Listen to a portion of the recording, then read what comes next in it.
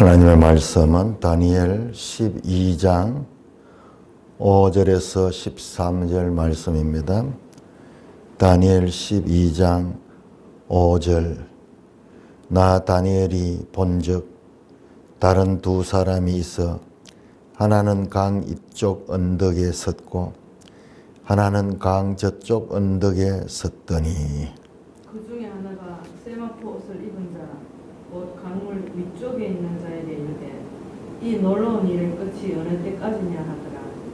내가 들은즉 그 세마포 옷을 입고 강물 위쪽에 있는 자가 자기의 좌우 손을 들어 하늘을 향하여 영원히 살아계신 이를 가리켜 맹세하여 이르되 반드시 한때 두때 반때를 지나서 성도의 권세가 다 깨지기까지이니 그렇게 되면 이 모든 일이 다 끝나리라 하더라.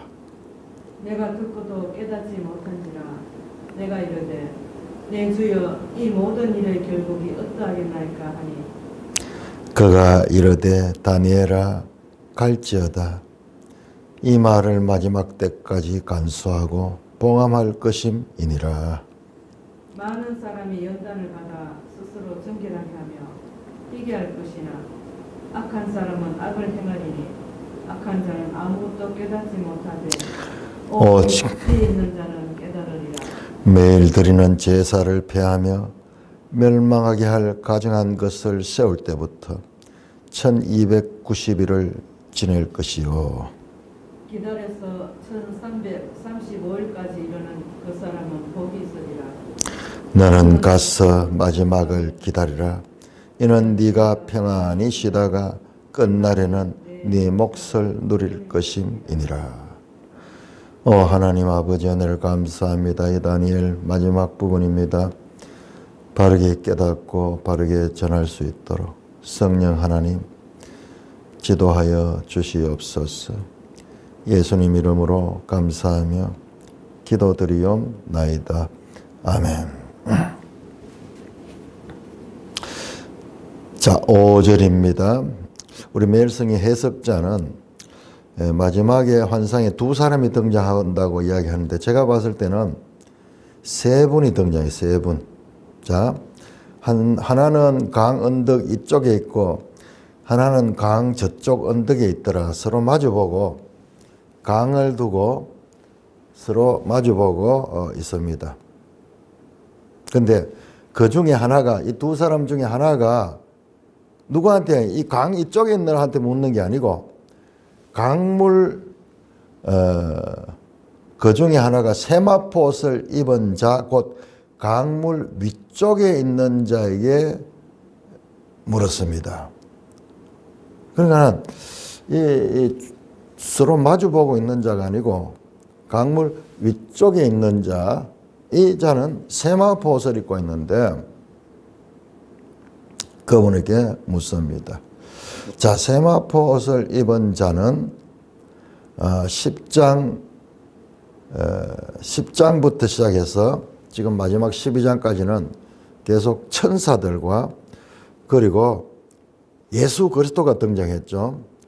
성육신 하시기 이전에 7장에 나왔던 인자 같으니, 하나님 나라를 유업으로 받았던 인자 같으니, 8장에서는 나오지 않았죠. 10장에 가서 가브리엘 천사도 나오고 미가엘 천사도 나오고 헬라의 그 천사, 그다음에 이 바사의 천사, 뭐 이런 천사들이 등장을 했습니다. 그때 이 세마포 옷을 입은 자는 10장 5절에 나왔던 그분이, 10장 5절에 나왔던 그분이 보니까는 한 사람이 세마포 옷을 입고 허리에 우바스 순금 띠를 띠었고 그의 몸은 항옥 같고 그의 얼굴은 번깃빛 같고 그의 눈은 햇불 같고 그의 팔과 발은 빛나는 옷 같고 그의 말소리는 많은 무리의 소리 같다. 이 존재, 10장 5절 나왔던 이 존재는 우리 다니엘서만 봐가지고는 알 수 없어요. 알 수 없는데 요한계시록을 보면은 요한계시록 1장에 나타나는 그 예수님의 모습과 흡사합니다. 요한계시록 1장 15절, 14절, 15절에 나타나는 그분과 동일합니다.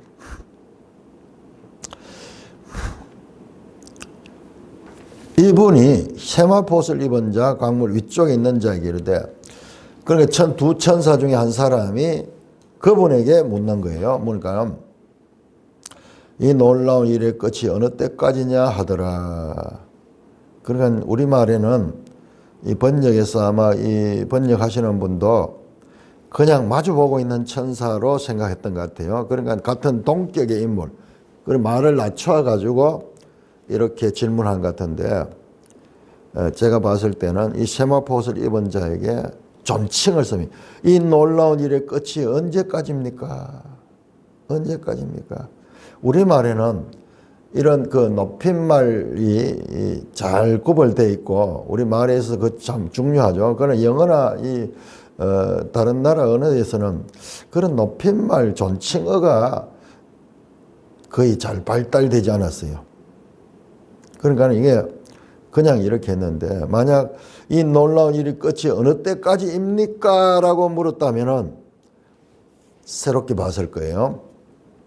제가 봤을 때는 이 세마포옷을 입은 자에게 묻습니다. 그러자 그 세마포옷을 입고 강물 위쪽에 있는 자, 그분께서 말씀합니다. 좌우 손을 들어 하늘 향하여 영원히 살아계신 이를 가르쳐 맹세했다. 영원히 살아계신 이는 성부 하나님, 7장 11절에 등장했던 애적부터 항상 있느니, 애적부터 항상 있느니, 영원히 살아계시니, 같은 말이잖아요. 그 하나님을 가리켜 맹세하여 이르되 반드시 한때 두때 반때를 지나 성도의 권세가 다 깨지거니 그렇게 되면 모든 일이 다 끝날 것이다. 7장 25절에 나왔던 한때 두때 반때입니다. 세때 반,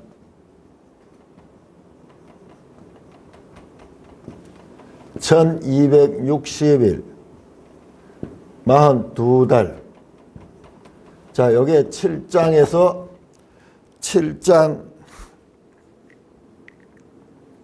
25절에 나왔고, 다시 여기에서 지금 등장하고 있는 겁니다. 자, 우리가 지금 이 다니엘서를 보시면은 7장과 8장이 아주 비슷하면서도 차이가 있어요. 7장과 8장이. 자, 7장에서는 그 세상 나라의 역사가 짐승으로 나오잖아요.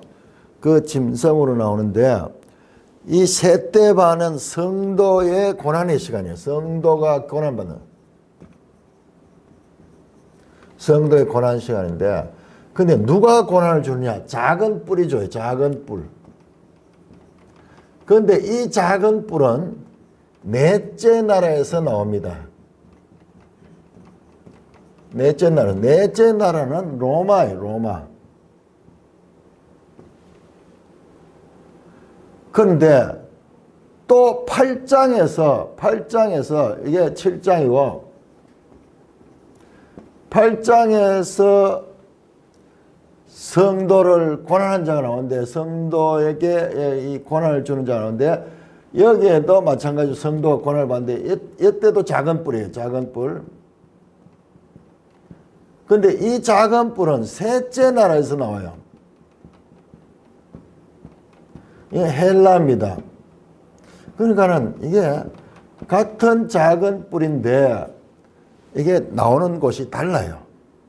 그러니까 상당히 좀 헷갈리는 거예요. 그러면서 9장에서 다니엘이 기도를 하고, 그 다음에 70일에가 나왔는데, 70일의 예언이 나오는데, 이거 아주 중요하거든요. 70일의 예언이 70일에 9장 24절에서 27절까지 70일에 예언 나오는데 이 예언의 해석이 참 조금 어렵다기보다도 해석이 이중적이라. 이때 나오는 게 멸망하게 하는 가정한 것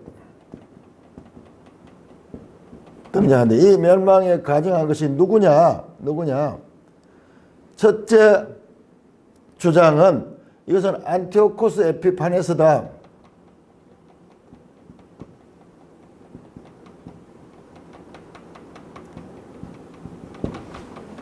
또 한 주장은 로마 시대에 티투스 장군이다. 예루살렘을 파괴하거든요. 두 사람 다 예루살렘 성과 그리고 그 성전과 연관이 있어요. 안티오코스 에피파네스는 예루살렘 성전을 더럽히죠. 거기다 우상을 세우고 그렇게 했습니다. 그리고 티투스는 예루살렘 성과 성전을 완전히 파괴시키면. 그래서 이 9장 24절입니까?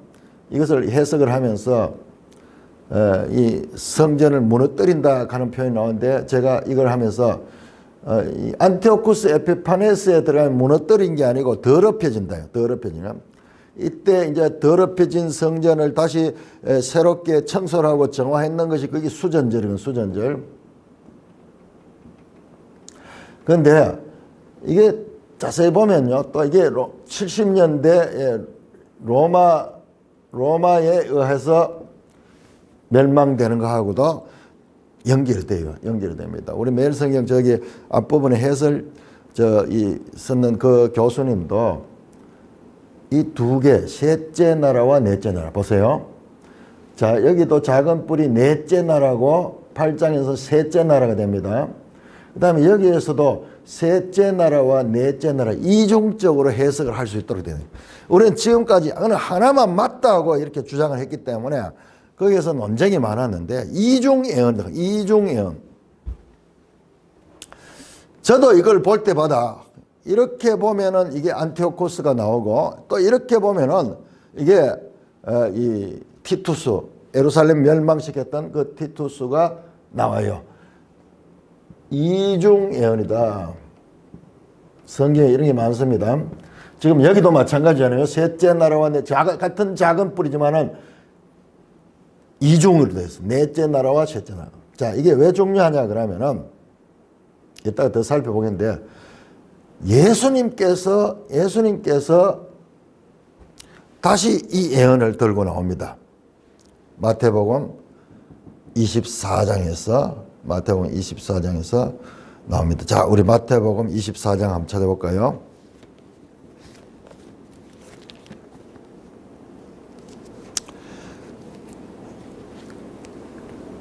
마태복음 24장은 항상 종말론 할 적에 나오는 부분이죠. 세상의 마지막 때 어떻게 될 것입니까? 이렇게 출발이 됩니다. 24장 1절은 예수께서 성전에 나와서 성전 건물을 가지고 이 돌 하나도 남지 않고 다 무너지라.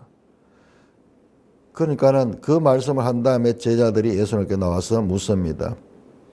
어느 때에 이런 일이 있겠으며 주의 임하심과 세상 끝에는 무슨 징조가 있습니까? 24장 3절에 질문합니다. 그 예수님 그 설명하는 가운데서 15절에 그러므로 너희가 선지자 다니엘이 말한 바 멸망에 가정한 것이 거룩한 것이 선 것을 보거든 그때 유대인 자는 산으로 도망하라. 그 말씀을. 그러니까 예수님의 가르침은 이 다니엘서의 멸망에 가정한 것은 앞으로 일어날 예수님 시대에 일어날 예수님 이후에 일어날 것이다. 그런데 셋째 날로 해석하면 예수님이 오시기 160년 전에 일어났거든요. 근데 예수님은 앞으로 일어날 일로 예루살렘 멸망에 관한 말씀으로 이 말씀을 인용을 하는 거예요. 그러면은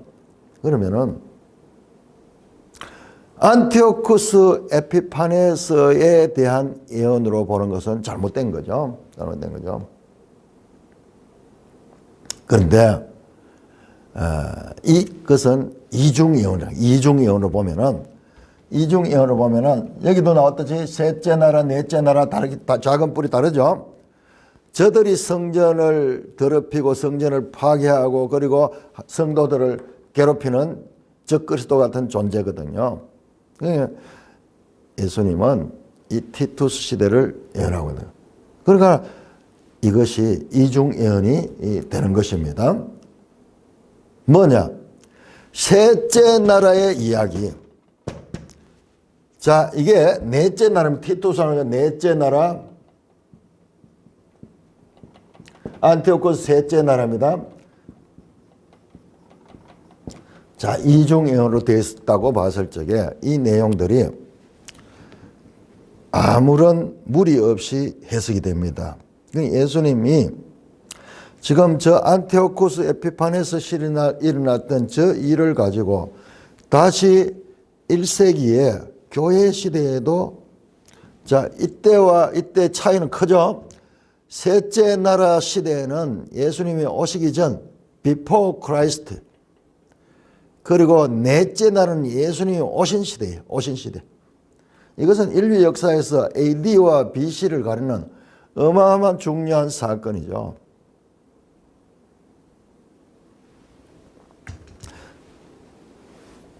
그 사건과 그 다음에 당대 일어날 사건을 지금 동일시하고 있는 거예요. 그러니까 이중 예언으로 해석을 하면은 이것이 무리가 없습니다. 그리고 이 사용하는 용어도 보시면요. 24장 21절에 그때 큰 환란이 있을 것이다. 창세로부터 지금까지 이런 환란이 없었고 후에도 없으리라. 자, 다니엘 12장 1절 보세요. 1절 후반절에 개국인이로 또 환란이 있으리니 이는 개국인으로 그때까지 없었던 환란이며 큰 환란에 대한 말씀을 하고 있습니다. 그리고 예수님께서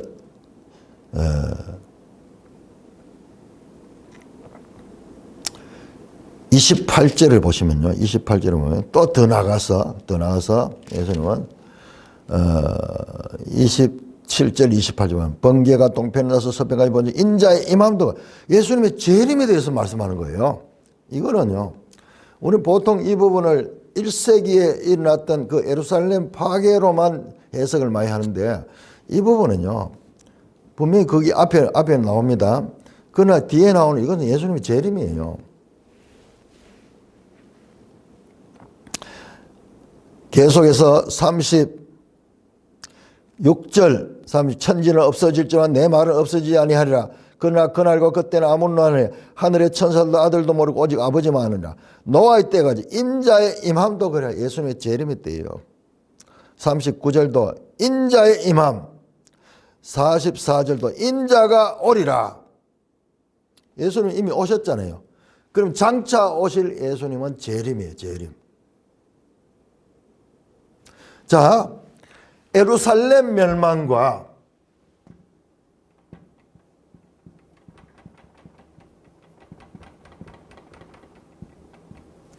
예수님의 재림.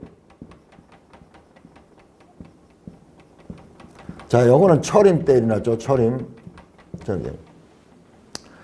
이중예언. 예수님의 재림으로 온 세상이 새롭게 될 것.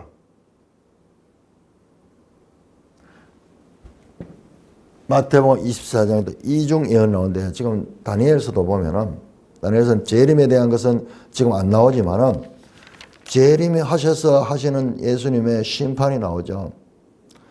12장 2절에 보면은 부활이 나오잖아요. 부활의 순서는요. 부활의 순서는 예수님의 재림이 있고 성도들이 부활을 합니다. 부활합니다. 그러니까 다니엘서에도 이 부활에 대한 것이 나옵니다. 자, 다니엘서 또 부활에 대한 것이 어디 나오냐? 12장 13절에 보시면은요. 너는 가서 마지막을 기다려. 이는 네가 평안이시다. 끝날에는 네 몫을 누릴 것이다. 우리 성경에는 끝날에는 네 몫을 누릴 것이라 되어 있는데 끝날에 네가 보상을 받고 일어설 것이다예요. 누릴 것이다가 아마도 하는 말은 누린다기보다는 일어서다. stood up 일어서는 거예요. 부활에 대한 메시지예요. 2절도 12장 2절도 부활이고 그 다음에 마지막도 부활에 관한 메시지고 그렇게 등장을 하고 있고요. 부활에 대한 메시지. 이 재림과 부활은 그러니까 예수님께서도 지금 다니엘처럼 아주 연속성을 가지고 있어요. 예수님께서도 지금 다니엘서에 지금 시기는 예루살렘이 멸망한 시기죠. BC 6세기. 그런데 예언은 예루살렘이 적그리스도 같은 안티코스에 가지고 아주 더럽혀지고 많은 유대인들이 박해를 받던 그 시대를 이야기를 하면서 예수님께서는 다시 예수님의 초림의 시대와 그리고 이 초림한 예수님의 이 시대에 많은 박해가 있을 것과 그 다음에 예수님의 재림에 관한 것도 같이 말씀하고 있는데 그래서 이 부분이 이중 예언으로 나타나고 있는 것을 더 보게 됩니다. 자, 마태복음 24장을 찾았는 김에 자, 다니엘서와 비교를 하면 연속성 얼마나 닮았는가. 우리는 앞에서 봤습니다. 요한계시록과 다니엘서는 그야말로 밀접하게 연결되어 있는 걸 봤어요. 이런 숫자 같은 것도 다 나오고 그 다음에 여기에 다니엘서는 인을 봉함하라 그렇게 되지만은 요한계시록은 그 인을 떼는 이야기가 나오죠.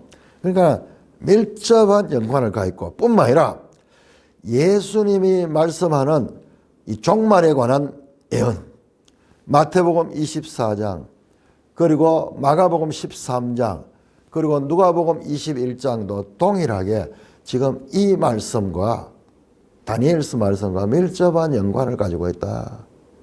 그러니까 다니엘서와 요한계시록과 그리고 복음서의 종말론이 서로 밀접한 연관을 가지고 있다는 것을 알게 될 거예요.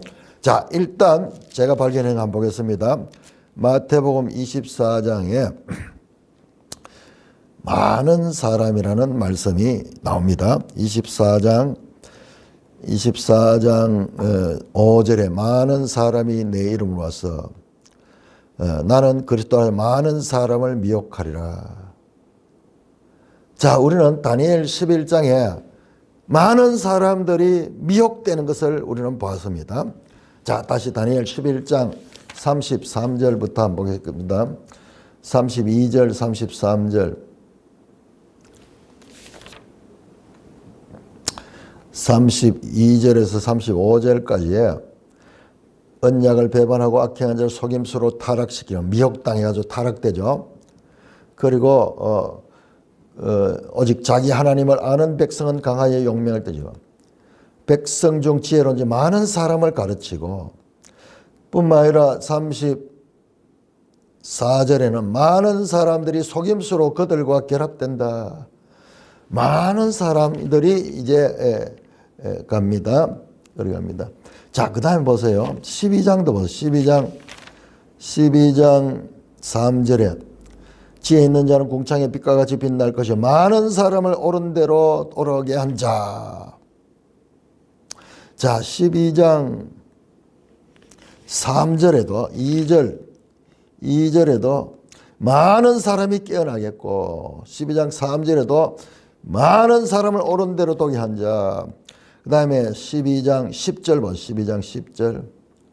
많은 사람이 연단을 받고. 자, 이 내용이 좀 뭐냐 그러면 이 박해 시대에 연단을 받아가 희게 되는 사람도 있고 미혹당하여서 타락하는 사람도 있을 것이라는 그런 내용들이 지금 나타났는데 마태복음과 동일하게 하죠. 많은 사람이 미혹할 것이다.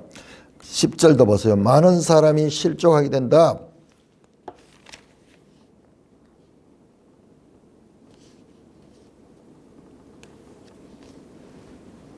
15절에도 15절이 아니고 12절에도 많은 사람의 사랑이 식어지다. 11절에 많은 사람을 미혹할 것이다.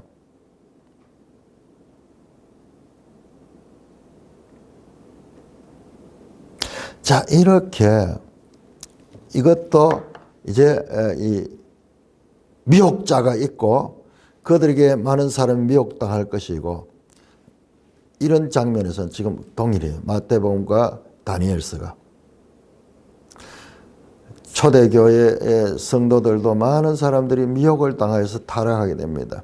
그러니까 이게 시기적으로 한 200년의 차이가 나지만은 내용상은 동일한 내용이 지금 전개되는 것을 봅니다. 뿐만 아니라 다니엘서의 큰 환란, 다니엘서 12장 1절에 큰 환란을 말했죠. 지금 마태복음 24장 21절에도 큰 환란이 있고 창세 이후로부터 없었던 환란, 동일합니다. 마태복음 그 24장 21절의 말씀과 다니엘 12장 1절의 말씀이 거의 같아요. 그 다음에 또 더 중요한 멸망에 가정한 것이 세워진다. 멸망에 가정한 것 마태복음 24장 15절에 나오죠. 지금 보세요. 다니엘 12장 11절에 멸망하게 할 가정한 것. 자, 요건 따로 이제 좀 달아야 됩니다. 그 다음에 주님의 재림에 관한 것. 아까 말씀드렸죠. 마태복음 24장 27절, 37절, 39절, 44절에 인자가 오실 것이다. 그런데 다니엘 12장 2절과 그리고 13절에 부활에 대한 말씀. 그리고 다니엘에 나오는 지혜 있는 자 말씀이 나오죠. 자, 마태복음 24장 마지막에 45절에 보세요.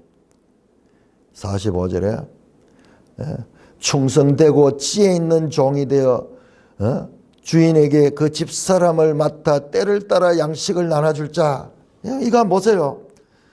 우리가 이걸 따로 봤기 때문에 이게 제대로 해석이 안 됐는데, 충성되고 지혜 있는 종이 되어서 주인에게 그 집사람을 맡아 때를 따라 양식을 나눠줄 자를 찾잖아요. 그게 누구예요? 많은 사람을 옳은 대로 돌아오게 할 자, 지혜 있는 자들, 많은 사람을 옳은 대로 돌아오게 할 그 지혜로운 자들. 이 다니엘서의 핵심 사상이 바로 그 자들에 있어요. 11장 32절에 하죠. 그 자들이 누굽니까? 하나님을 아는 백성. 그리고 백성 중에 지혜로운 자들이, 많은 사람을 가르치는 자들. 많은 사람들이 그 지혜로운 자들에 의해서 깨어나게 되는데, 그 역할을 할 사람. 그것이 바로 45절에 충성되고 지혜 있는 종이 되어 주인에게 그 집사람들을 때를 따라 양식을 나눠줄 자, 그들을 양육하고 말씀으로 그들을 깨우치고 말씀으로 그들을 인도할 교회 시대의 지도자들. 그 자에게 관심이 있잖아요. 그 자는 어떻게 합니까? 주인이 올 때 그 종이 이렇게 하는 거면 그 종은 복이 있으리라다. 주인이 다시 이제 재림하셔서 부활할 적에 그들은 하늘의 별과 같이 빛나는 그와 같은 존재가 될 것이다. 그러나 그에게 어떻게 하면 주인이 그의 모든 소유를 그에게 맡긴다. 여기 보세요.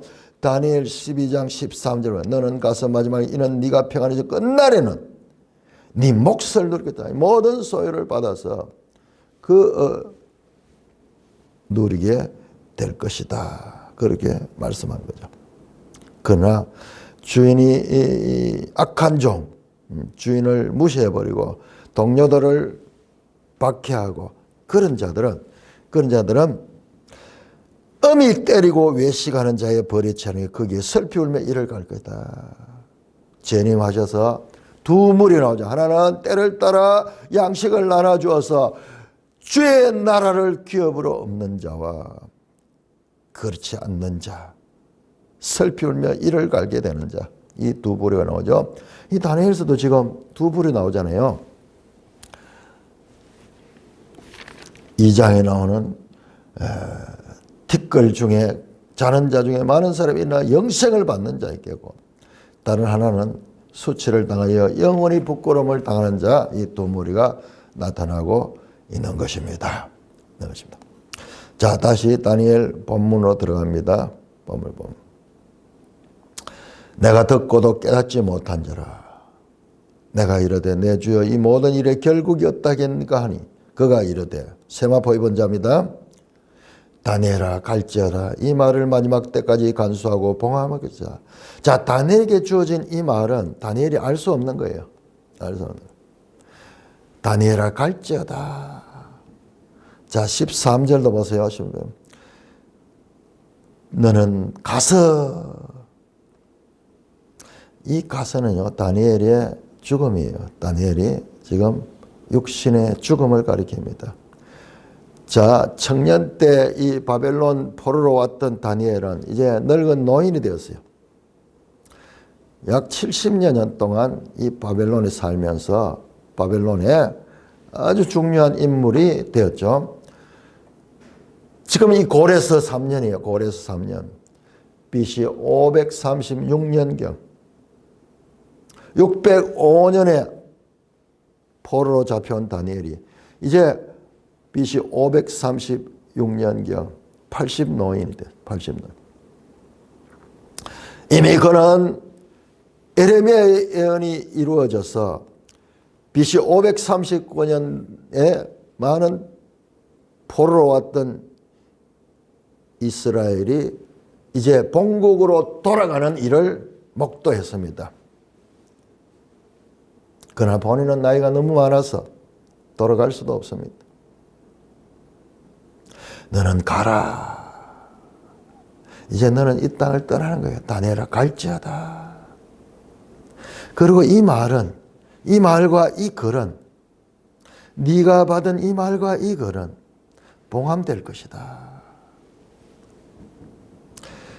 마지막 때까지 간수되고 봉함할 것이다. 이 마지막 때가 언제냐? 자, 우리 이 다니엘서에서 이 마지막 때를 잘 봐야 되는데 이걸 갖다가 전부 이 예수님의 재림의 때만 보는 경우가 있는데, 그러니까 해석이 틀려버린 거예요.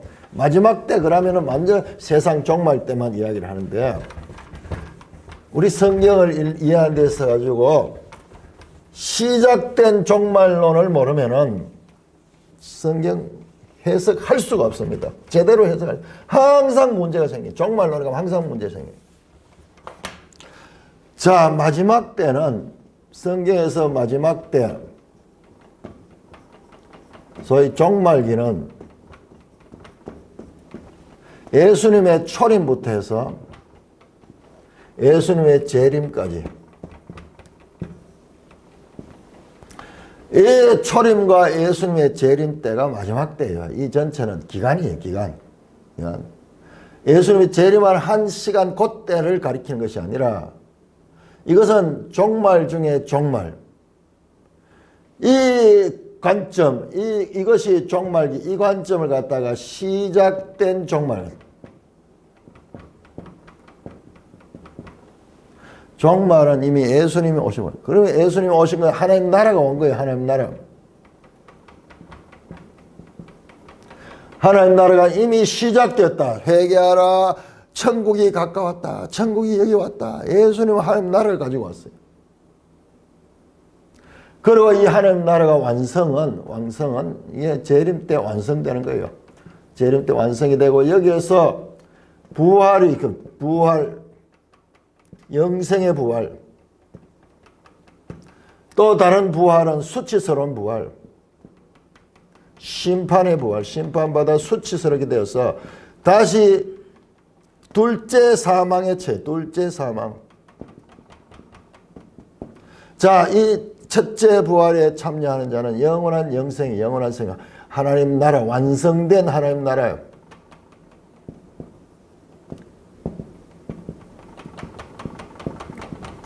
완성된 하나님 나라에 편입됩니다. 둘째 사망의 해가 이들은 없어요. 이들에게 사망은 더 이상 이 몸의 다니엘처럼 이제 육신의 사망은 있지만은 그는 부활하여 영원한 생명을 가고, 그리고 다니엘서에 의하면은 그 언약을 배반하고 미혹받아 타락되었던 자들, 그들은 영원한 멸망으로 가게 되는 거죠. 하나님이 세상을 이처럼 사랑하사 독생자가 누구든지 멸망치 않고, 이게 바로 멸망이에요. 멸망. 이것이 멸망이 멸망. 멸망치 않고 영생을 얻게 하렵니다. 하나님의 구속사의 핵심 사역이 바로 이 부분. 여기에 참여한 자가 누구예요? 지혜로운 자예요. 지혜로운 자. 많은 사람을 옳은 대로 돌아오게 하고, 지금 여기에 마태복음에 충성되고 지혜 있는 종들, 교회 시대 이후로 나와서 하나님의 말씀을 바르게 가르치며 복음을 전도하고 그들을 양육하는 이와 같은 역할을 가진 자들, 그 자들이 바로 영원한 생명에 들어가게 되는 것입니다.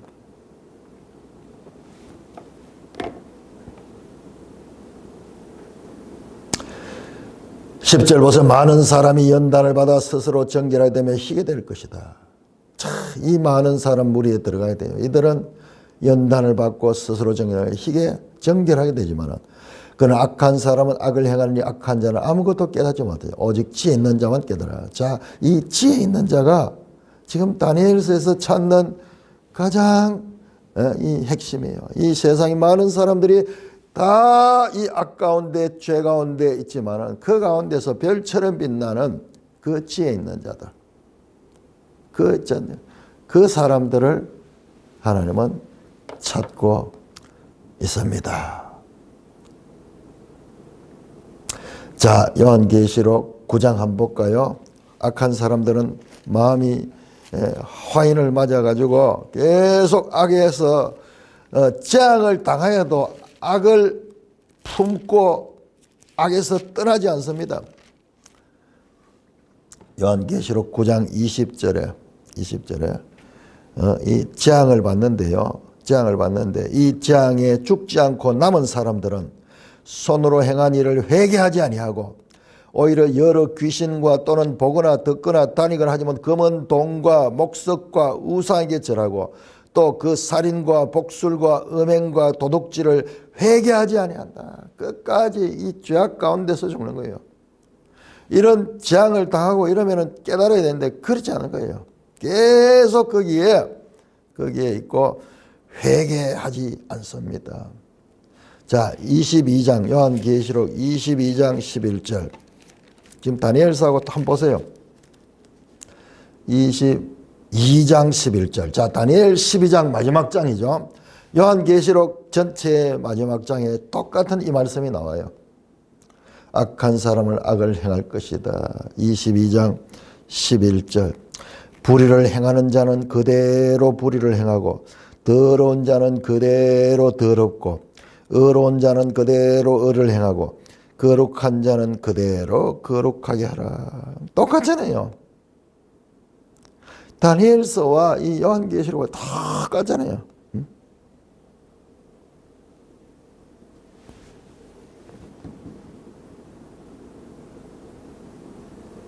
예수님이 오시기 전에 이미 다니엘서는 그 마지막 종말을까지를 보여주는, 그러니까 우리 성경 전체에서도 물론 선지서 이사야 같은 데도 그런 게 나오지만은 이 다니엘서의 이 위치가 얼마나 중요한지.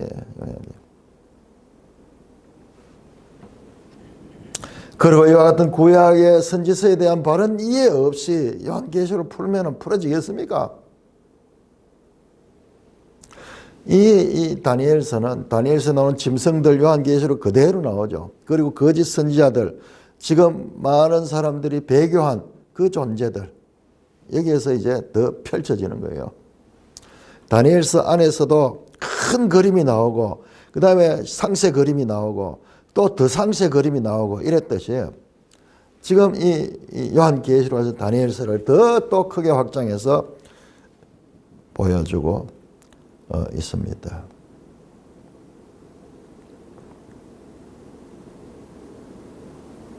오직 지혜 있는 자는 깨달으라. 자, 이 지혜 있는 자가 바로 하나님의 백성들이에요. 하나님을 아는 백성들이에요. 하나님을 아는 백성들. 영생은 참 하나님과 그의 보내신 자 예수 그리스도를 아는 것이다. 이 지혜 있는 자는 하나님을 아는 백성. 그러니까 우리에게 이 성경이 주어져서 이 성경을 통해서 하나님을 알아야 돼요. 이 성경은 우리에게 하나님이 누구신가를 알려주는 책입니다. 어떤 하나님인가? 우리가 믿는 하나님이 어떤 하나님인가? 그냥 복만 주고 그냥 번영만 추구하는 그런 자들에게 주어진 책이 아니다. 그런 자들은 아무리 읽어도 이게 안 보여요. 내 자신을 낮추고 하나님을 하나님으로 믿고 인정하고 그 말씀에 복종하고자 하는 자들에게는 이 하나님의 뜻이 보입니다. 11절입니다. 매일 드리는 제사를 폐하고 멸망해야 할 가정한 것을 세울 때부터 1290일을 지나 다시 또 나오죠. 멸망해야 하기를 가정한 것. 자, 이 부분을 다루고 마치겠습니다. 그러니 다니엘서는 먼 미래에 대한 예언까지 나오면서 우리가 성경 해석에 있어서 이 멸망하게 할 가정한 것이 참 이게 이 해석이 어렵거든요. 71회와 더불어서. 그리고 그 부분을 한번 보겠습니다. 자, 멸망하게 할 가정한 것.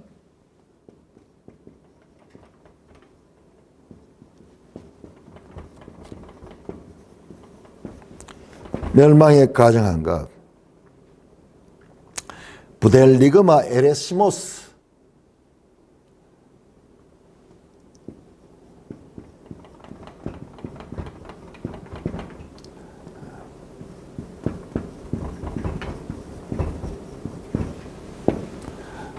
요거 헬라어로 하면은 부델그마 에레시모스입니다. 요 단어는 보통 이제 멸망할 때 쓰는 단어하고 좀 달라요. 요 단어는 신약 성경에 딱 3번 나오는데, 이게 이제 다니엘서로부터 시작이 됐죠. 일단 이 멸망에 가정한 것이 어디에 나오는가 보세요. 다니엘서 9장 나오고, 다니엘 9장 27절입니까? 나오고, 그 다음에 11장에 또 나옵니다. 11장 안티오코스 에피판에서 사건에서 또 나옵니다. 11장 31절 나오고, 그 다음에 12장 12절입니까? 지금 여기에 또 나왔죠. 다니엘서에 3번 나왔습니다. 11절이네요. 다니엘 12장 11절. 자, 여기에 신약 성경에 3번 나와요. 신약 성경에 멸망에 가정한 것. 이 신약 성경에 마태복음 24장 15절, 그 다음에 마가복음 13장, 누가복음 21장에 나옵니다. 여기 전부 다 예수님께서 예루살렘 성을 보시면서 말씀하시는 것입니다. 그 장면이에요. 자, 뿐만 아니라 이 멸망해야 할 가정한 것이 무엇인가에 대해 가지고 우리 앞에서 헷갈렸죠. 헷갈린다 하기보다도, 자, 성경에서는 이거는 셋째 나라예요. 셋째 나라 헬라입니다. 자, 예수님은 지금 넷째 나라예요. 넷째 나라. 이 예수님이 가리키는 이게 넷째입니다.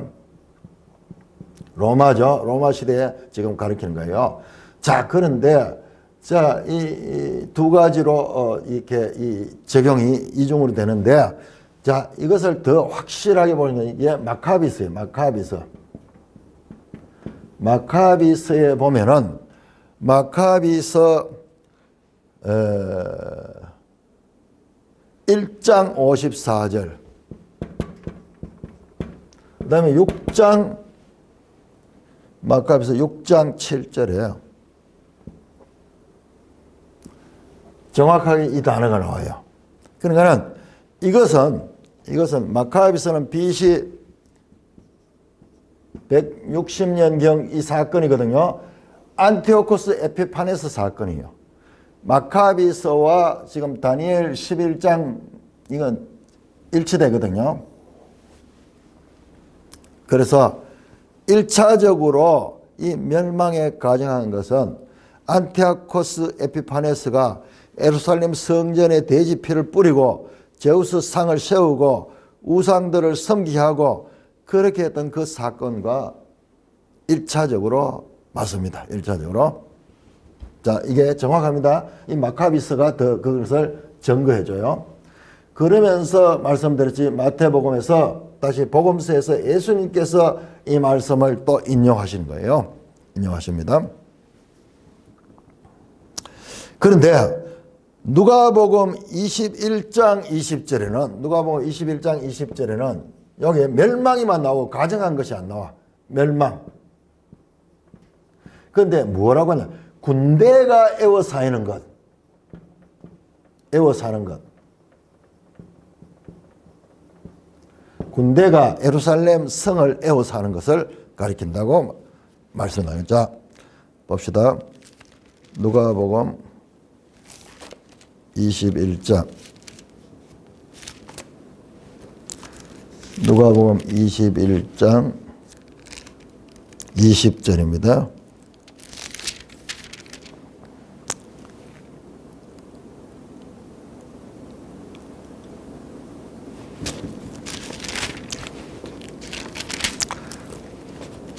(21장 20절) 너희가 예루살렘이 군대들에게 에워싸이는 것을 보거든 그 멸망이 가까운 줄 알라. 그때 유대에 있는 자들은 산으로 도망할 것이며. 지금 똑같거든요. 마태복음, 마가복음 같은 장면을 이야기하는데 이 누가복음에서는 멸망에 가정한 것을 세운다는 것이 없고요.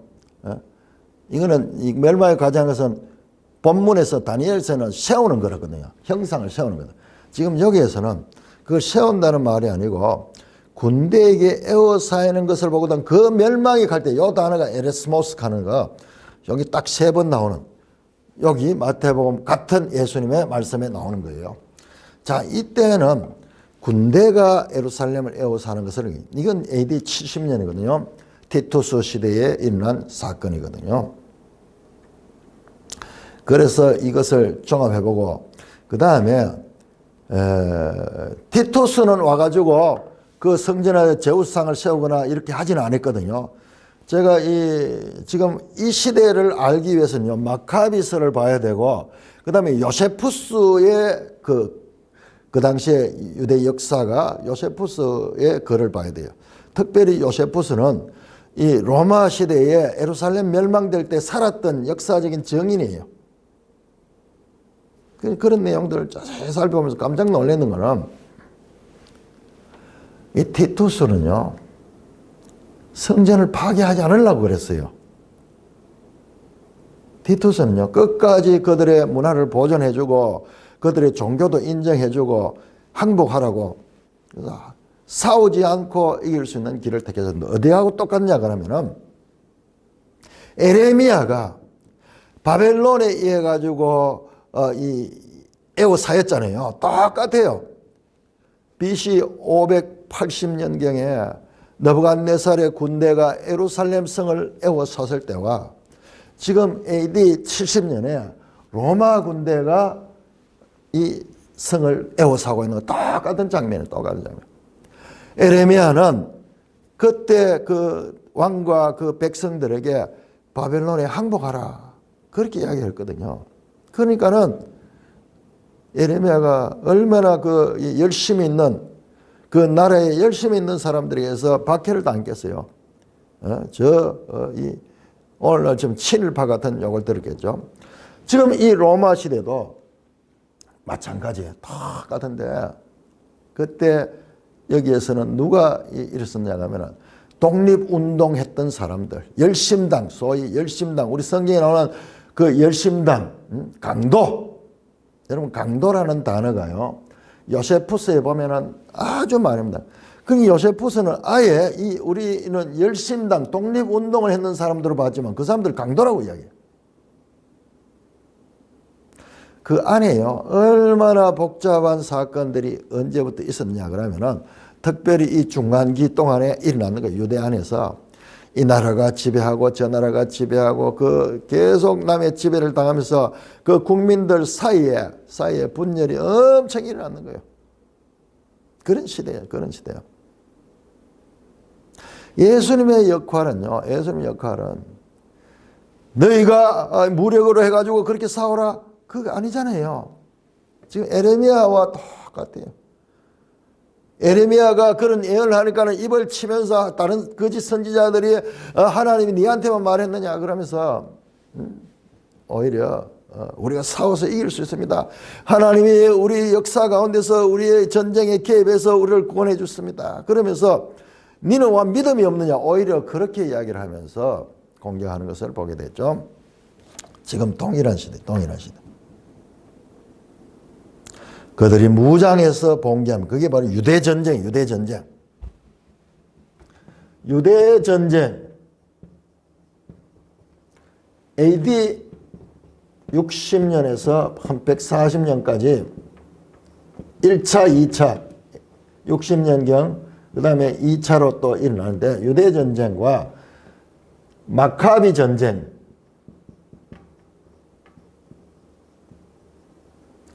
BC 160년경에 일어나는 160년 이때 한 200년 이상의 차이가 나죠. 이 두 개가 아주 닮은 꼴이에요. 아주 닮은 꼴. 그리고 더 거슬러 올라가면은 바벨론이 멸망할 BC 580년대와도 흡사하게 닮았어요. 그러니까는 이것이 이중 예언이 뿐만 아니라 다중 예언이 다중예언. 역사 가운데 이와 같은 일들이 계속 되풀이될 수 있는 그와 같은 일들이다.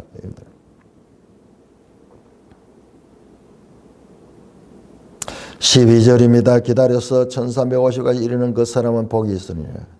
이것도요, 요한계시록 20장 6절 이렇게 첫째 부활에 참여하는 자들이 복이 있고 거룩하다. 복 있는 자가 누구냐? 이 영생에 들어가는 자예요. 첫째 부활에 참여한 자. 이 사람들에게는 둘째 사망이 그들을 가시는 권세가 없다. 여러분, 우리가 성경에서 복 있는 자 많이 이야기하는 거 그냥 여사로 들어서 안 됩니다. 정말 복 있는 자가 누구냐? 계시록 14장 13절로 요한계시록 14장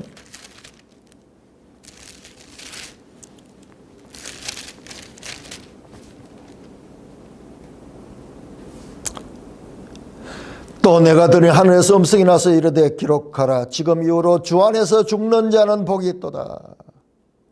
하심의 성령이 있을 때 그러하다 그들이 수고를 거치고 싫으니 이는 그들이 행한 일이 따름이라. 계시록 14장 13절 이 말씀과 다니엘 12장 13절 한번 보세요. 너는 가서 마지막을 기다리라. 이게 죽는 거예요. 주 안에서 죽는 자예요. 주 안에서 죽는 자예요. 이는 네가 평안히 쉬다가 주 안에서 죽는 자는 복이다. 그들이 수고를 거치고 쉬리니. 계시록 14장 13절입니다. 끝날엔 네 몫을 누릴 것이다. 이는 그들이 행한 일이 따름이라. 같은 말씀이에요. 같은 말씀. 그들에게 부활의 소망이 있다는 말씀입니다. 계시록 6장 11절 요한계시록 6장 11절 그 순교한 자들에게 말합니다. 6장 11절에 각각 그들에게 흰 두루마기를 주시며 이르시되 아직 잠시 동안 쉬되 그들의 동무종들과 형제들도 자기처럼 죽임을 당하여 그 수가 차기까지 하라. 하나님과 그 나라를 위해 일하다가 순교당한 자들에게 대한 특별한 관심이 요한계시록에 나타나고 다니엘서도 우리가 보입니다. 너는 가서 마지막을 기다리라. 이제 다니엘은 수를 다하여 죽습니다. 이는 네가 평안이시다. 끝날에는 네 몫을 다시 끝날에는 네가 네 몫을 누리려고 일어나게 될 것이다. 부활하게 될 것이다.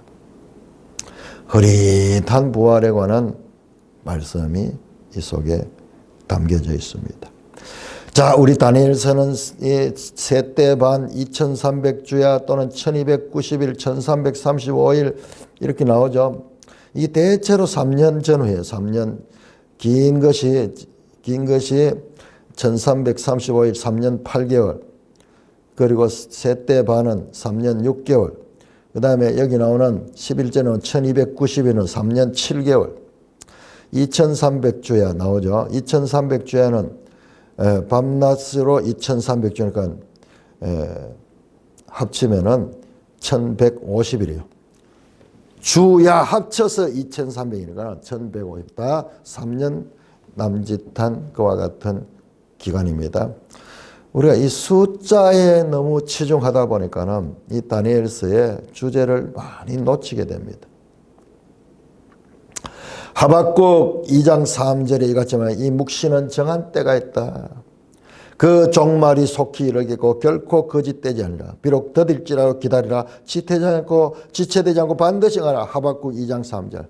자, 이 환난의 성도들의 환난의 때는 한시적이다. 정해진 때가 있다. 그러나 인내하고 기다린 자는 반드시 그 환난에서 벗어날 뿐만 아니라 영원한 생명에 이를 수 있는 그와 같은 소망이 있다는 것을 가르쳐 주시는 겁니다. 날짜에 대한 집착은 본문의 중요 메시지를 놓쳐버려 수수께끼적 해독을 위한 책으로 다니엘서를 오해하게 합니다. 다니엘서는 불가해한 숫자를 해독하기 위한 것이 아니라 하나님을 신뢰하고 끝까지 신실함을 지키라는 가르침에 있습니다.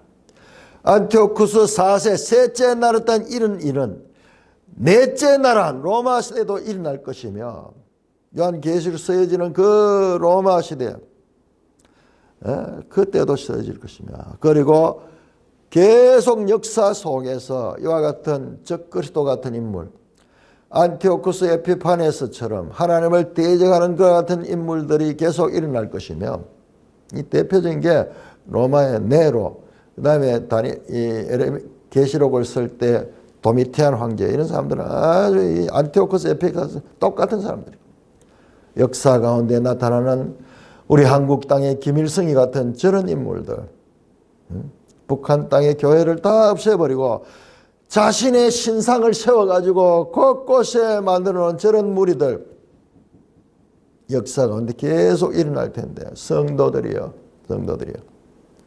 그러나 그 박해 가운데 하나님의 말씀을 붙들고 소망을 가지고 이 땅에서 비록 고난을 당하지만은 그것을 기다리라. 기다리다 죽는 사람도 있어요. 그럼에도 불구하고 그들은 티끌 가운데서 주의 재림의 때 부활하여 영원한 생명으로 영생을 누리게 될 것이다. 아니, 죽지 않는 자가 어디 있어요? 이 세상에서 다 죽습니다.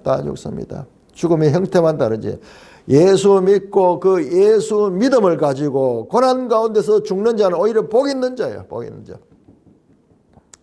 이와 같은 역설의 소망을 우리는 다니엘서 통해서 알 수가 있습니다.